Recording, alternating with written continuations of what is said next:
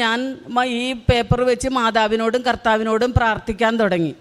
പിന്നെ ഇതിനെ വെൻറ്റിലേറ്ററിൽ നിന്ന് പുറത്ത് കൊണ്ടുവന്ന് റൂമിലോട്ട് കൊണ്ടുവന്ന് കിടത്തിയപ്പോഴാണ് പറയണത്, ഇനി ഭക്ഷണം ഇങ്ങനെ ഇറങ്ങൂല, വെള്ളമൊന്നും ഇങ്ങനെ അന്നനാളത്തിൽ കൂടിയൊന്നും പോകൂല, ആമാശയത്തിലൊരു ട്യൂബ് ഫിറ്റ് ചെയ്തിട്ടുണ്ട്, ഇനി അങ്ങനെ വേണം, കുറഞ്ഞ നാളുകളെ ജീവിച്ചിരിക്കുകയുള്ളൂ, പക്ഷെ അത്രയും നാൾ നമുക്ക് വെള്ളമൊക്കെ ആമാശയത്തിൽ ഈ ഇട്ട ട്യൂബിൽ കൂടി വേണം കൊടുക്കാനെന്ന് പറഞ്ഞ്.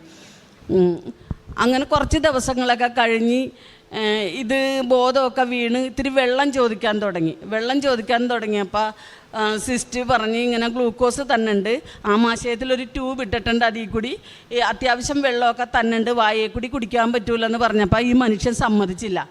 എനിക്ക് അങ്ങനെ ജീവിക്കേണ്ട, ഞാൻ 57 വയസ്സ് വരെയും ജീവിച്ചിട്ടുണ്ട് ഒന്നുമില്ലാതെ, ഈ ആമാശയത്തിൽ കൂടി ഭക്ഷണം തന്നിട്ട് എനിക്ക് ജീവിക്കേണ്ടെന്നും പറഞ്ഞ് ഈ ട്യൂബ് വലിച്ചു പറിക്കാൻ തുടങ്ങി. അപ്പോൾ അവർ വന്ന് കൈകളൊക്കെ കെട്ടിവെച്ച് ദിവസങ്ങളോളം പിറ്റേ ദിവസവും ഇങ്ങൊരു വായിലൂടെ വെള്ളം വേണമെന്നും പറഞ്ഞ് ബഹളം വെച്ച് അത് സഹിക്കാൻ പറ്റാണ്ടായപ്പോൾ അവർ ഡോക്ടറിനെ വിളിച്ച്.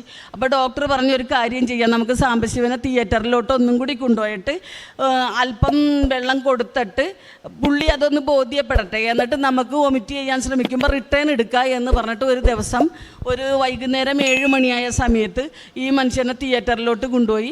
ഞാൻ അതിൻ്റെ വാതിക്ക ചെന്ന് ഇരിക്കുകയാണ്. അങ്ങനെ ഞാൻ വിഷമിച്ചു, അയ്യോ ഈ ക്യാൻസറുമാണ്, ഇത്രയൊക്കെ മുറിച്ചും മാറ്റി, പിന്നെ ഇനി ഒരു വെള്ളം പോലും വായി കൂടി കഴിക്കാനും പറ്റൂലല്ലോ എന്ന് ഓർത്ത് മനസ്സ് വെന്ത് ഞാനിങ്ങനെ കരഞ്ഞിരിക്കുമ്പോൾ